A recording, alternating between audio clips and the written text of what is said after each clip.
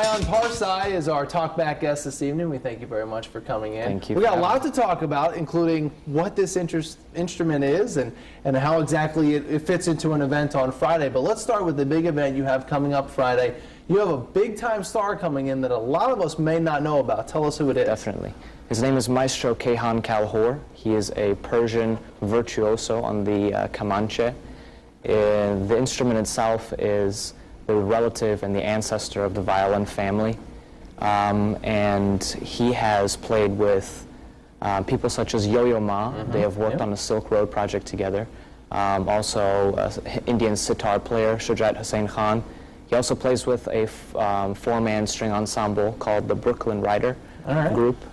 So he's very well known internationally. So if people want to get to know him locally, you can do that on Friday at the Doermann Theater at UT. Absolutely. There are tickets still available if people want to get those tickets there. So not only is this it's something different, you probably learn something if you go out to the show on Friday. Yeah, definitely. It's a great cultural event. Through the music, you really get a feel of history and a great feel of music intertwined with culture. So it's definitely a great event to attend. Okay, so the Kamancheh here, explain to us what this is and how you got involved with playing. Well, in English it's known as the spiked fiddle. Obviously because of its spike.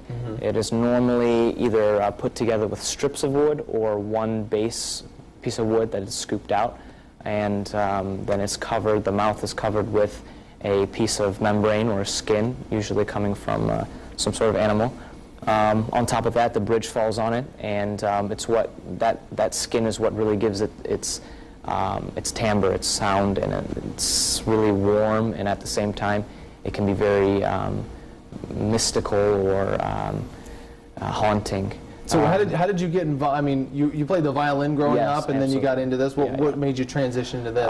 I had a student-level Kamancheh at home. My dad had got it at one point on one of his trips, and I got more serious about playing it. So we went back to Iran, and I was able to acquire a new one. And since then, I've been playing nonstop, just learning off YouTube videos, any CDs that I have. Really? You learn from YouTube? Yeah, so it's not just watching silly videos all the time? Yeah, definitely.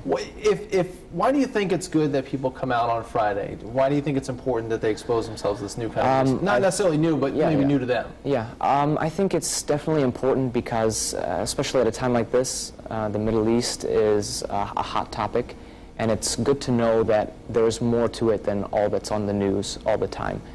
We do share a very rich history, a very rich culture, languages, several different languages, and music and poetry are intertwined together. So I think that's something that's looked over, and I hope that by people coming they will learn more about the Middle East. Okay.